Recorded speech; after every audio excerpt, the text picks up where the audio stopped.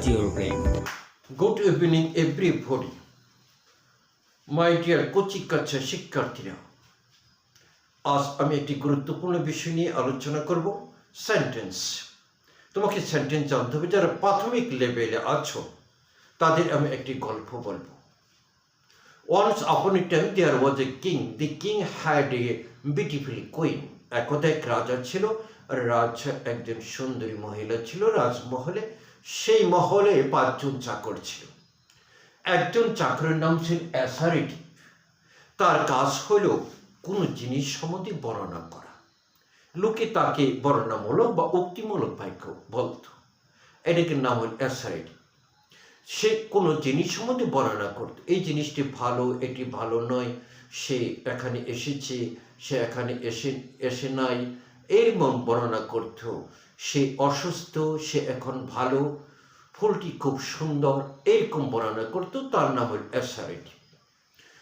তিনি আরেকটার নাম হলো, যেমন চাকরের নাম হলো, এই চাকরের নাম হলো ইন্টারোগেটিভ।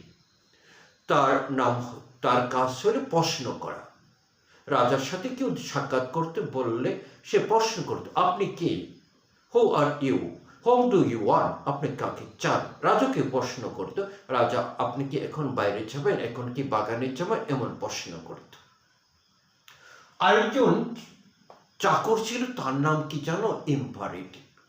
তার কাজ হলো মানুষকে আদেশ দেওয়া। রাজমহলে যারা থাকতো তাদের আদেশ দিত, সেখানে যাও, এখানে আসো, এরকম আদেশ দিত।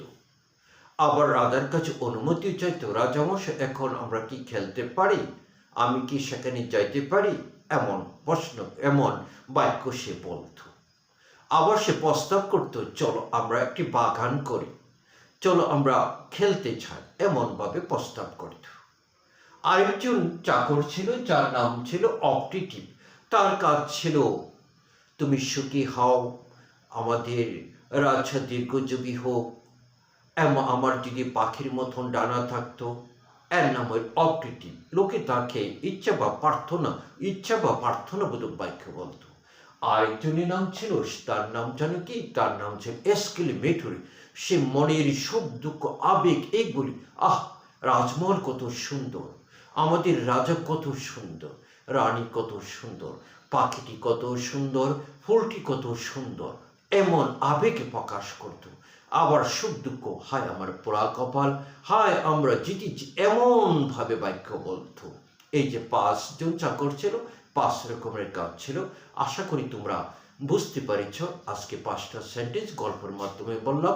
No more today. Thank you, see you again.